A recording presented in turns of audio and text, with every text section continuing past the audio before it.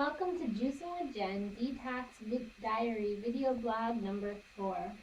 Last time I brought you on a tour of my kitchen and I showed you 6 different eating healthy tips. And I said that today I would be talking about how to detox more from the outside in. Originally I had planned to do a video blog at least once a week.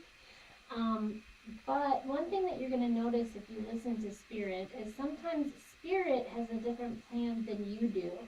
And it's my belief that Spirit knows me even better than I know myself. And I hear Spirit say to me that you're going to be returning to work in just 6 days, and you're going to have all the best intentions of making a video broadcast once a week, and those best intentions are going to fly right out the window. So I think Spirit's trying to download me with some information. So I'm going to do one video blog for the next 3 days. And then I will probably still do a vlog once a week, but it'll probably be more written. And then once summer comes into play, I'll continue the video blogging again with recipes either in the kitchen or for your own personal health care. So let's get started today on some of the changes that I've already made regarding detoxing from the outside in, and also I'll be talking about some of the future changes that I plan on making. Number 1, when I wake up in the morning, anyone who knows me really well, and if you don't know me well, you're going to probably laugh a little bit. I come in and you're going to see my mirror. It is actually filled with a lot of different writings. So the first thing that I do is I actually kind of detox my mind. I try to get rid of a lot of negative energy. I listen to a spiritual podcast in here in the morning and detox my mind. They actually do prove that if you have some time to create peace for yourself and you think positively, that can actually help your overall health. So that's the first thing that I do in the morning. The second thing that I do is to kind of create that atmosphere is I might light a candle and I kind of have a small dark room. That's another thing I've noticed about myself. How do you detox your environment around you? I've noticed that if I am in very bright artificial light surrounded by lots of people and commotion, that actually drains my energy very quickly. I am a teacher, so those environments are just there naturally through a good part of my day. But what I do is in my personal workspace, whenever students or staff are not in there, I dim the lights and I make it really quiet. I also am a big proponent, a big person of aromatherapy, which helps me, and I'll talk about that in a little bit. So within my own environments, I might do something like light a candle. Now, one of the things I would like to do, these are the kinds of things that I use now. I would actually like to start going more detoxing by making my own olive oil candle using essential oils, and then also maybe getting an essential oil diffuser, which I believe is a lot more healthy than what I'm currently doing now. So, and I've actually made olive oil candles before and they work really well. So that's one thing that I'm probably going to start doing once these things are done and gone. The next thing that I do in the morning is while I'm listening to my spiritual podcast, is I actually have a cup of coffee, okay? And I've really thought about letting go of my cup of coffee because some people talk about how that can have a toxic effect on your system. I've tried to give it up 3 times, but then I've also done my research, and there is study to show that women who have breast cancer, who are on tamoxifen, and who drink coffee actually have a reduction in cancer actually recurring again. So I'm not actually going to give up my coffee. It's actually proven to be detoxing. The other thing that I do in the morning, they say in order to have a good detox, your gut health really needs to be, up to par, I guess you could say. And so one of the things that I also drink, I don't drink this whole bottle in the morning. I drink maybe about half. It's kombucha. You could make your own. I'm just not up to that so far. And it has lots of probiotics in it, and it's very low in sugar. So I kind of get my digestive tract going in the morning. If you're having issues regarding those areas, here's 2 different tips for you. Okay, so then, like most people, I do end up using the restroom. And I'm actually really anal about a clean toilet, okay? So, I clean my toilet once a day. Now, these are the types of products that I have used in the past that I keep right next in my bathroom here. And where I'm going to start moving towards is actually using hydrogen peroxide to start cleaning. And then also you can either put that in a spray bottle as well, so replacing the Lysol with hydrogen peroxide. Same with the bathtub. I've heard that some hydrogen peroxide and some baking soda, that's what's in here, are great cleaners. I haven't quite found that magical recipe yet, but that is something I'm exploring. And I'm going to be honest, I don't know if I can give up my bleach, and I don't know if I'm there yet. I can really reduce the amount of bleach that I use, but I just haven't found anything that really whitens my bathtub tiles or my kitchen sink. So if anyone else out there has an idea, let me know. Okay. So when you're done cleaning, of course, you need to wash your hands. I am a big proponent of Bath and Body Works. Like a lot of people, I love that store.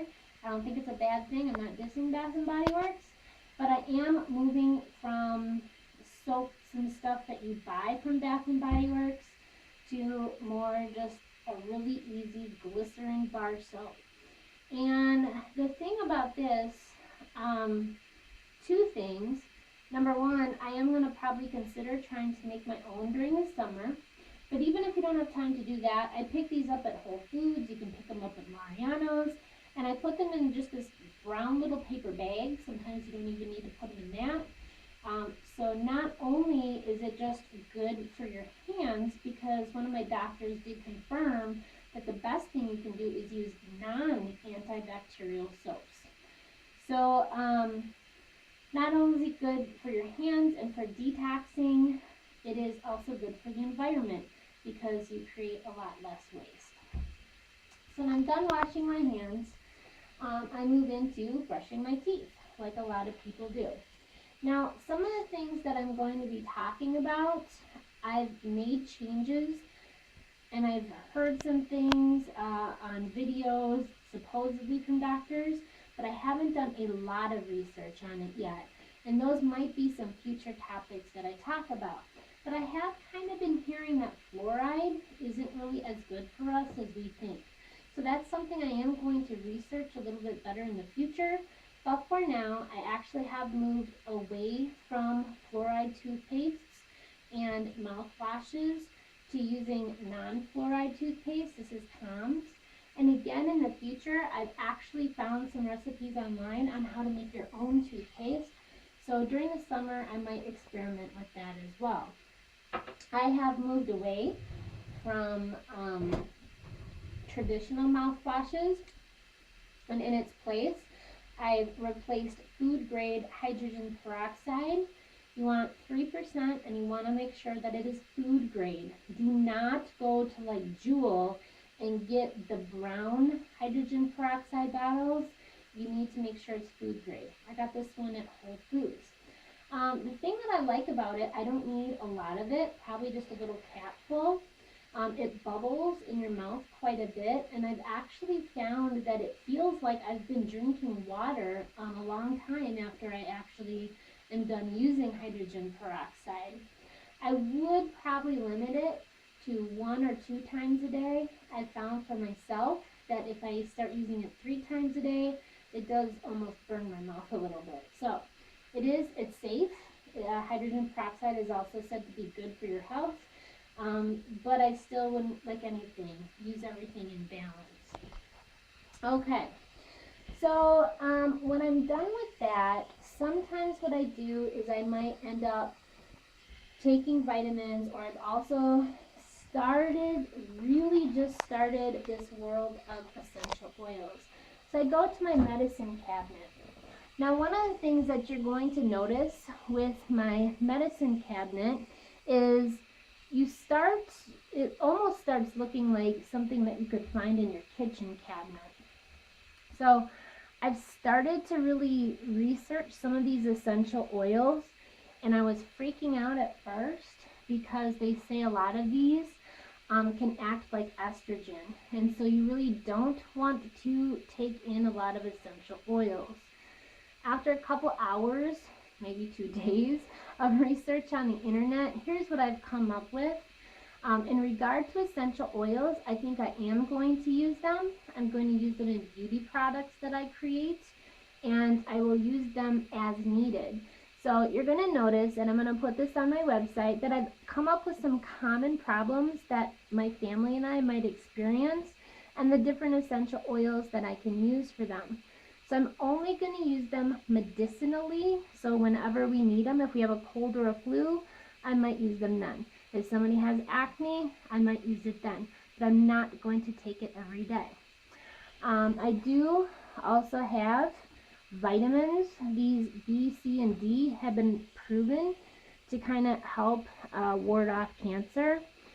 And you'll notice also I do have some traditional Western medicines in here because I do believe in a balance. With essential oils and with eating more healthy, you're not going to need these medicines as much, but I have noticed that when I have a really bad headache, I want relief right away. So I still do keep some of these in there. But again, once you start detoxing and once you start eating well and you get a lot of micronutrients, you're almost never going to need the Western medicines. Okay, so when I'm done washing my hands, getting my vitamins, I hop into the shower. Another thing that I've actually given up, and I'm seriously considering keeping it that way, is my hair. Okay, chemotherapy got rid of a lot of my hair, and now it is short. The one thing that I love about it is this is the only thing I use in the shower right now. It's my shampoo, it's my face wash, it's my body wash, it's my shaving lotion. So I am considering keeping my hair this short because I'll be honest, when I had long hair, there's no way I could just use soap on my hair. If you are not at that point where you can go short with your hair, because again, I'll be honest, when I had long hair, if it was not for the chemotherapy, I probably never would have cut it. I am going to be looking into making coconut milk shampoos and conditioners. Might be a possible option. Or if you just go to Whole Foods or Trader Joe's, or even probably some of like Target will have more natural shampoos that you can use. So when I'm done with my shower, I come out, and in the past, I used to use, again, here is my Bath and Body Works. I'm a big Bath and Body Works girl, at least I was. I'm going to start moving away from it. So I used to use lotions like this, and obviously I still have a bunch in here that I'm going to finish up using. I also in the past had experimented with using olive oil as a moisturizer when I got out of the shower. It works really well, but one of the things that I found, and I'm going to be talking about this tomorrow, is that our skin absorbs anything that we put on it. And in regard to oil and fat, we really want only 2 tablespoons a day in general. And so if I'm slathering a bunch of oil all over my skin, that's absorbing into my system. I really stumbled across this mix accidentally as I was trying to figure out ways to relieve burn from radiation. One person suggested aloe. So when I have my radiation burn, I'll put the aloe on it right away. When I looked at a lot of the ingredients that the doctor had given me for some more typical, what they recommend for burn treatment, the number one thing in here was glycerin. And so for me, I just want to put like one ingredient on my skin if possible. The fewer ingredients, the better. So I thought, you know what? Why not just put straight up glycerin on my skin. So that was just an experiment. I didn't really know a lot about it. This is vegetable glycerin. What I will say about it is it's sticky, okay? On the other hand, ever since I've been using this, my skin is the softest it's ever been in my life, okay? So generally what I'll do is I'll get out of the shower, and then I have some baby oil. What I'm going to move toward in the future is making sure this is organic aloe. This was just some aloe that we had in the cupboard. And instead of baby oil, I'll probably move toward organic almond oil instead. What I like to do, I've thought about actually making my own, and I did experiment with this, and putting it into my own spray bottle, if you will. This is actually an olive oil spray bottle that I picked up at Target. What's cool about it is if you are going to make your own home beauty products, you can mix it up. You can pour it in here, you put the cap back on, and then you pump it just a couple times, and you kind of feel when it's stopped, and then you can just spray it. So that's one idea, at least for a container, if you're going to make your own beauty products. I found this was a little bit too watery. I still use it when I go to radiation. That's what I bring with me, and I just spray it on me when I'm done. So I just like to kind of go bloop, bloop, bloop, and I mix them together and I rub it all over my body when I'm done with my shower. Again, maybe in the future I'll find the perfect combination and just keep it in a bottle like this, but for now I just kind of experiment with the amounts, and it seems to work pretty well. Okay. So when I am done with that, I've also given up a long time ago deodorant, okay? And they tell you when you're actually doing radiation, you are not allowed to wear, let me clarify this for you. It's not deodorant, it's antiperspirant that I gave up. The difference is with antiperspirant is there's aluminum in an antiperspirant. But there are other options out there, deodorants, that are not antiperspirants. Is there really 100% scientific fact that aluminum causes cancer? I would have to research that a little bit more. Just for my own personal safety and health, I've given up. I don't even use a deodorant. I'll use those oils. I'll just put them all over. Then what I do instead of a deodorant or an antiperspirant is I just have a little bit of baby powder here. And this one is Burt's Bees. Again, I saw a recipe online. I might start attempting to make my own. We'll see. I just put a little deodorant or a little baby powder there, rub it in my hands, and then I just kind of wipe it underneath my armpits to control moisture. So that's what I've done with that. All right. The other thing that is really difficult for me to give up, well, before I move into this, let's go into these.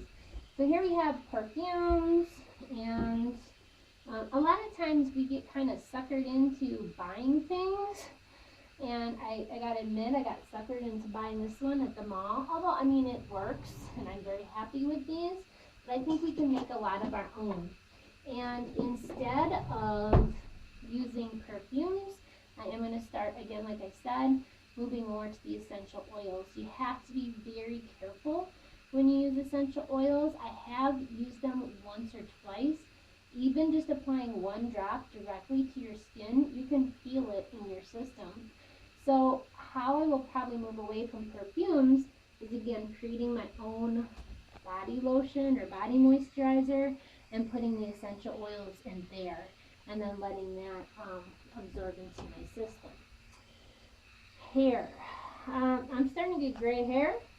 I'm almost 40 years old. And the other thing too is all you blondes out there can feel me on this one. You might have been a beautiful golden blonde when you were a child, but all of a sudden, 20 years old or so, it turned dirty dishwater. And that's what happened to me, and I was devastated. So ever since I've been about 20 years old, I've been dyeing my hair. Now, this was actually the color. I thought it'd go a little funky this last time around with like a little dark purple. But then I also was researching online ways to possibly dye your hair without using harsh chemicals. I'm going to be honest, this is just a total random experiment. I went on the internet and I found that you can actually color your hair with Kool-Aid. So Google that online if that's something that's interesting for you. On my Pinterest website, I actually found the different colored packets that you would need to make your different colored hair.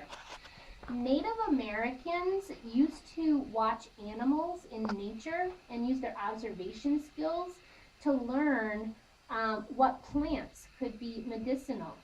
So another thing that I did, since I rely on my observation, how many of you, every time you pour the coffee down the drain, notice that it kind of stains it brown a little bit? So this is my experiment. It's Kool-Aid coffee. I put the purple packet in here, and every morning I just kind of spray my hair with it. True, it's not going to be as dark as this color, but it gives it a little bit color, kind of a brownish purple. Maybe you want to put a red Kool-Aid packet in here, do a brownish red. Maybe you don't want to do Kool-Aid, there's also just brown. What I'm experimenting with this is to see, does it keep my hair kind of a brownish purple? Does it not stain my pillow when I go to lay down? Because that would be icky too. So I'll let you know how this works or doesn't work. Alright, I'm moving into the final rounds here. Three more things. Number one, makeup. I'm not quite there yet. This is just traditional makeup. The next move will probably be to visit Whole Foods and see what their makeup selections are like. And I may this summer begin trying to make my own makeup as well. But we'll see how that goes, like using beetroot and cocoa powder and things like that. So look forward to this summer to seeing if I do that or not. Okay, another topic that I will probably cover in a blog in the future is water. I started learning about this when I read the Gerson therapy. And with the Gerson therapy, they don't do any water. They don't bathe in water, they don't drink water, they don't swim in the ocean. And I'm going to talk about salt tomorrow as well as fat. Now, I'm not going to be that freaked out by it. I'm still going to use my traditional water when I take a shower. But the more I started researching it, and when I looked at my city's water table, they have to do a report. And there were things in there that kind of made me go, there could be traces of arsenic or something. Again, it's up to you, but I decided to start using more distilled water for drinking. And it's only like 79 cents or a buck when you buy it in the store. And if you save your containers and you bring it to Jewel or somewhere, you can fill it up for 50 cents. So it's actually pretty cheap. But again, it's up to you. Do your own research on that. I'm going to keep researching it. The last thing I am probably going to start to give up is nail polish. I will say, however, when I was going through chemotherapy, this was really kind of nice to have. Your fingernails turn kind of an orange. The cuticles look like they're halfway down your finger. So when I was going through chemotherapy, I still used some nail polish. My fingernails are super small, so nail polish on my fingernails has never looked very good. A friend of mine is a sponsor, I guess, for the company Diaries. These actually worked really well as well. So Diaries is basically kind of like a sticker. You would cut it to fit your fingernail, and then you would blow dry them on. But you do need to use a nail polish remover to take them off. I myself, now that I'm done with chemotherapy, am probably going to give up the Diaries and the fingernail polish. But if I want to be a little funky here and there, just a little sticker, so you can pick those up. These are specifically for nails. So you can put a couple little stickers on your nails and still have a little funkiness to them. Okay, so I kind of covered a lot of information in just a couple of minutes. Tomorrow I'm going to talk about fat, salt, and sugar, the myths and the realities. The day after that, I'm going to be posting about how do I know if all this detoxing stuff is really working. So, thank you for watching, and until then, be blessed, believe, be life.